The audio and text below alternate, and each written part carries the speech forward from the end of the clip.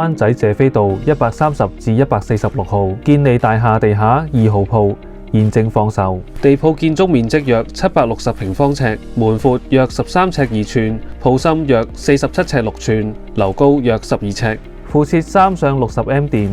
洗手間及來去水等配套。鋪位位處灣仔謝斐道核心位置，為傳統商業核心區，相隔灣仔港鐵站只有1分鐘步程，每日人流絡繹不絕。該段謝斐道為灣仔其中一個飲食集中地，地鋪門庭若市。政府已計劃將灣仔北3座政府大樓及港灣消防局用地重建為會展設施，